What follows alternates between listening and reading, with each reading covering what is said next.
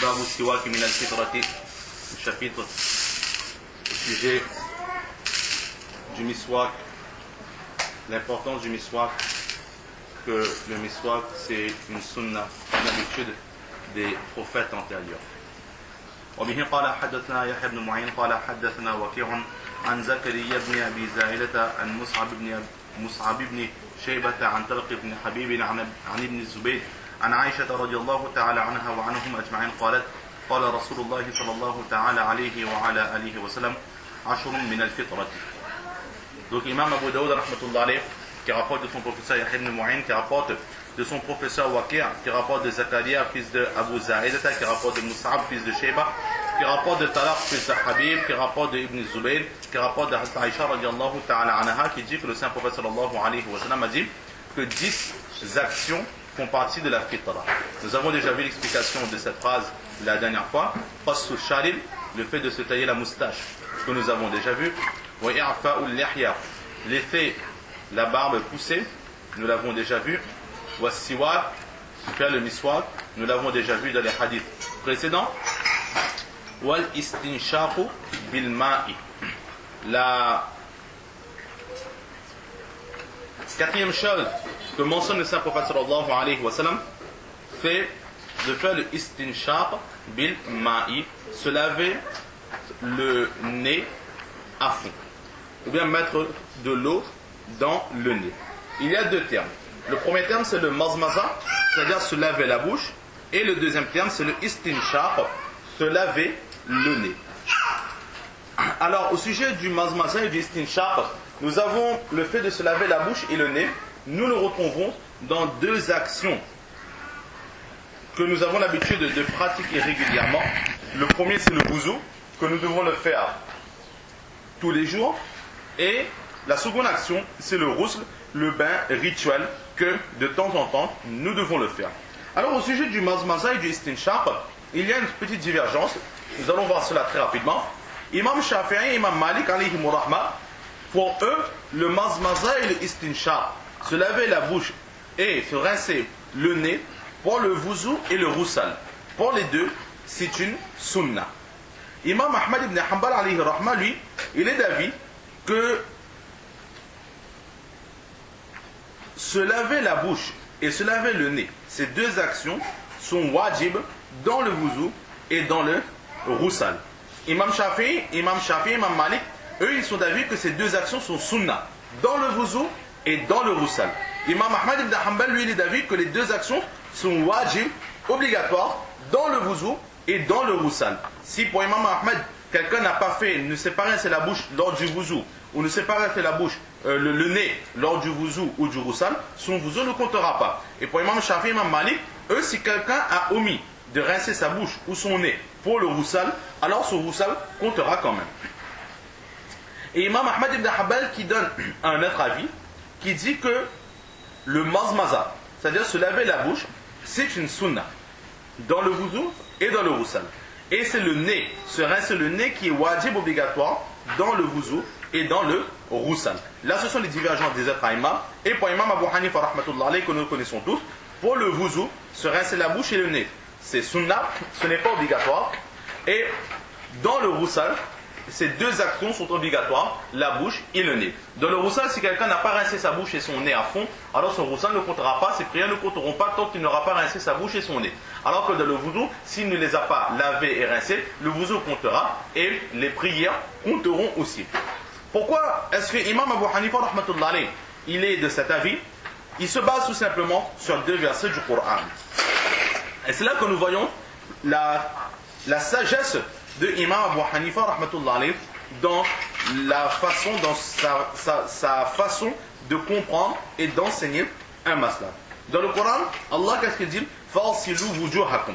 Dans le Coran, Allah il dit pour le wuzu, lorsqu'il parle du wuzu, de la façon de faire le wuzu, un ayat spécifique, un verset spécifique. Ya ayyuhalladhina amanu idha qumtum ila as-salah fa'silu wujuhakum wa aydiyakum ila al-marafiq wamsahu bi ru'usikum wa arjulakum ila al-ka'bayn. Dans ce verset, Allah il nous enseigne la façon de faire le wuzu. Et lorsqu'il parle du visage, qu'est-ce qu'il dit? Fa'silu wujuhakum. Lavez-vous, rincez-vous le visage. Et pour mentionner le thème du visage, le mot wajh, waw, jim, he a été employé. Alors Imam Abu Hanifa rahmatullah alayh, il a regardé qu'est-ce que le wajh en lui-même. Qu'est-ce que le terme visage, qu'est-ce qui est défini par le terme visage dans la langue arabe. Et là il a vu que le visage en arabe, c'est au moment de parler, lors d'une discussion, toutes les parties visibles de la face sont ce qu'on appelle le wajh. Et là, Allah il a donné l'ordre de laver le wajh, donc le visage.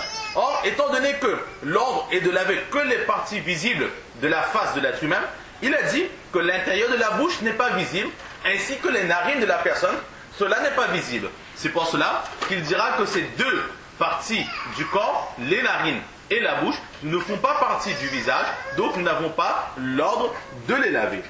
Alors que dans le Roussal, il a donné l'ordre, il dit que c'est wajib de laver la bouche et le nez. Pourquoi? Il se base sur un autre verset du Coran. Lorsque Allah il décrit le Roussal, alors là qu'est-ce qu'il dit? Fattaharu. Fattaharu, ça veut dire purifiez-vous, mais purifiez-vous en profondeur. Purifiez-vous entièrement, totalement. Dans ce terme de fattaharu, il y a beaucoup d'emphase qui a été mis par Allah subhanahu wa ta'ala. Par rapport à cela, Imam Abu Hanifa rahmatullah alayhi dit que, étant donné que pour le Roussal, Allah il a mis de l'emphase dans la purification, alors nous aussi lorsque nous allons nous purifier, nous mettrons de l'emphase, nous nous laverons plus que d'habitude, plus qu'à l'accoutumée. Lors du wuzu, c'est juste le visage qui est obligatoire. Alors là, qu'est-ce qu'il va dire pour le Roussal? Les parties non visibles aussi, les parties cachées aussi, devront être lavées, en l'occurrence la bouche et le nez. C'est pour cela qu'Imam Abu Hanifa rahmatullah alayh, il est d'avis que dans le wuzu, la bouche et le nez sont sunnah, et dans le Roussal, se rincer la bouche et le nez, cela devient obligatoire, cela devient wajib.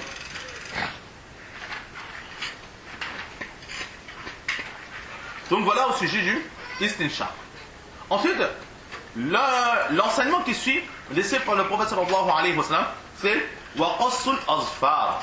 Se tailler, se couper les ongles, cela fait aussi de l'enseignement des prophètes alayhi wa sallam.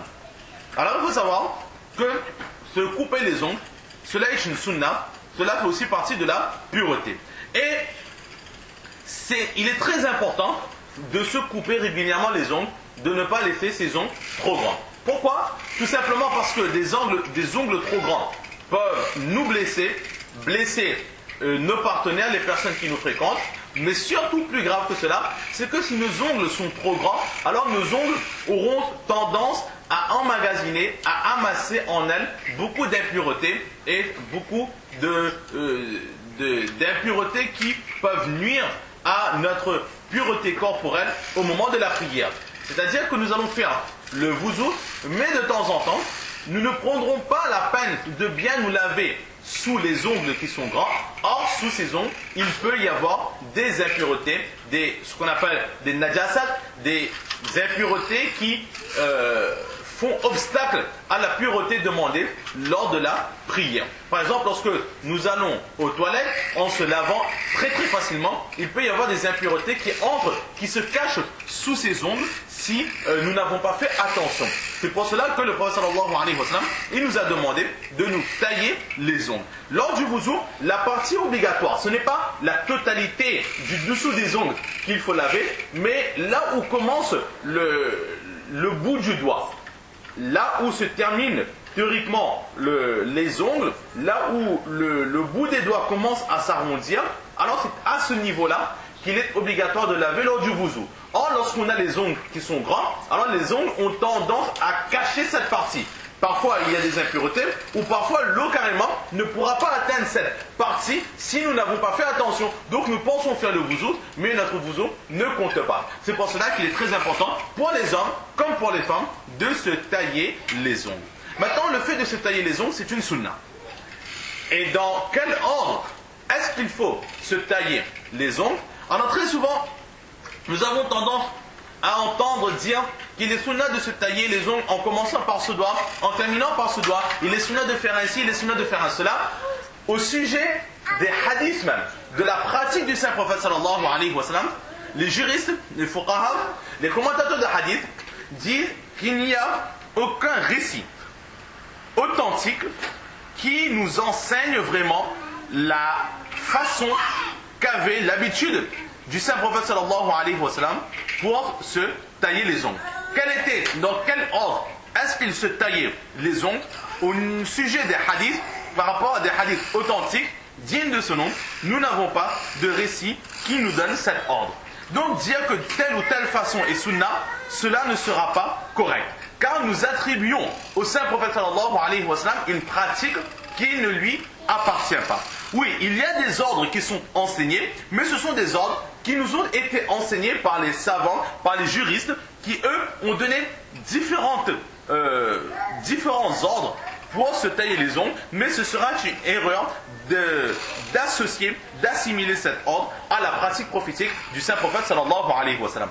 Alors, les fuqaha, les juristes, qu'est-ce qu'ils nous enseignent par exemple pour se tailler les ongles? Nous allons donner certains exemples. Tout d'abord, en général, ils disent tous de commencer par la main droite. La première façon, ce serait de se couper les ongles d'abord de l'index. On commence par l'index de la main droite, ensuite le majeur, l'annulaire, et on termine par l'auriculaire.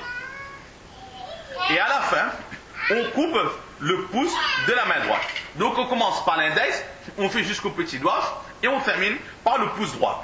Et ensuite, on se taille les ongles de la main gauche, mais de cette façon, pour la main gauche, on commencera par le petit doigt, l'auriculaire, ensuite on remontera l'annulaire, le majeur, l'index, et on terminera par le pouce.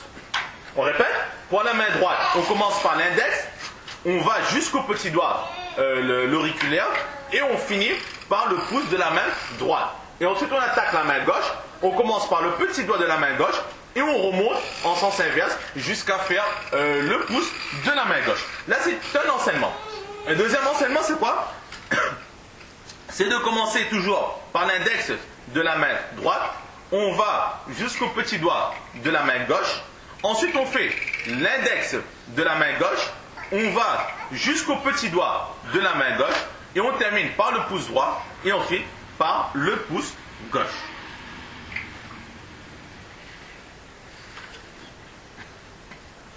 Et enfin, une dernière façon qui nous est enseignée, maintenant chacun le choix de faire comme il le veut, c'est de commencer toujours par l'index de la main droite, aller jusqu'à l'auriculaire de la main droite, ensuite commencer par le petit doigt de la main gauche, remonter jusqu'au pouce de la main gauche et terminer en dernier par le pouce droit. Donc là ce sont certains enseignements. Donc chacun est libre de faire comme il le veut. Et ensuite, pour les ongles du pied, là en général, il y a un seul enseignement qui est donné le plus souvent, qu'on le retrouve le plus souvent, c'est de commencer par le petit orteil du pied droit et de remonter, de faire ensuite le doigt qui est à côté, l'orteil qui est à côté, de continuer en remontant, et on termine par le petit orteil du pied gauche. Donc on fait le petit orteil du pied droit, ensuite l'avant-dernier orteil, ensuite le grand orteil, ensuite le deuxième orteil, ensuite le pouce, le gros orteil. Et ensuite on commence par le gros orteil gauche et on continue toujours dans l'ordre pour terminer par le petit orteil du pied droit. Là c'est l'enseignement qui est donné par les juristes au sujet de l'ordre qu'il serait bien d'avoir pour se tailler les ongles. Mais maintenant, si quelqu'un ne suit pas cet ordre et fait comme il le veut dans n'importe quel sens, alors il n'ira pas là non plus à l'encontre de l'enseignement du saint prophète sallallahu alayhi wa sallam.